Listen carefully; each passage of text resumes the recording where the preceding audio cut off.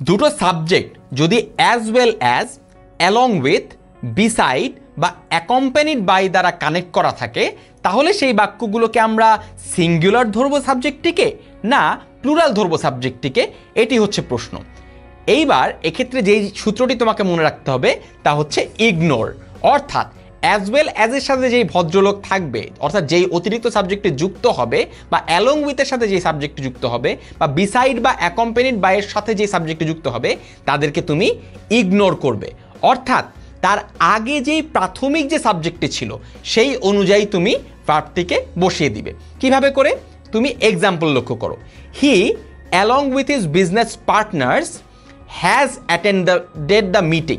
এখানটাতে along with his business partners, যে যদিও বিজনেস পার্টনার্স একটি প্লুরাল রয়েছে, তবু আমরা হ্যাজ ব্যবহার করেছি, আমরা কিন্তু হ্যাভ ব্যবহার করি নাই। তার কারণ হচ্ছে অ্যালং উইথ কথাটির সাথে থাকার কারণে আমরা এই সম্পূর্ণ অংশটুকুকে ইগনোর করেছি। অর্থাৎ এই অংশটুকু না থাকলে আমরা ঠিক যেভাবে করে বাক্যটিকে শেষ করতাম, অর্থাৎ he has attended the meeting, সেভাবে করেই শেষ করেছি। আমরা যে ভুলটি করে থাকি তা হচ্ছে বিজনেস পার্টনার্স কথাটি আছে, তাই আমরা ইনটুইটিভলি হ্যাভ কথাটি কিন্তু এখানটাতে লিখে ফেলি। মনে রাখবে along with, as well as, beside, accompanied by, এই চারটি বাক্যাংশ দিয়ে যেই নতুন সাবজেক্টটিকে অ্যাড করা হবে সেই সাবজেক্টটিকে ইগনোর করতে হবে, অর্থাৎ তাকে তোয়াক্কা করা যাবে না।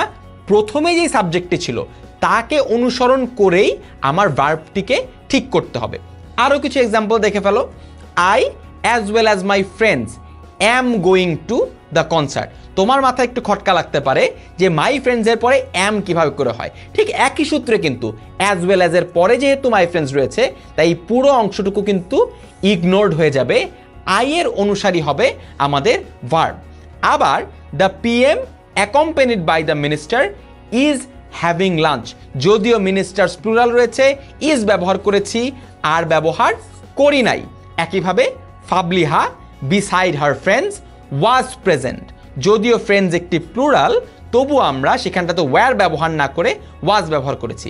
অর্থাৎ এই চারটি শব্দ দ্বারা যদি কোনো সাবজেক্ট যোগ করা হয়, অ্যাড করা হয়, তাহলে সেই সাবজেক্টটিকে ইগনোর করতে হবে।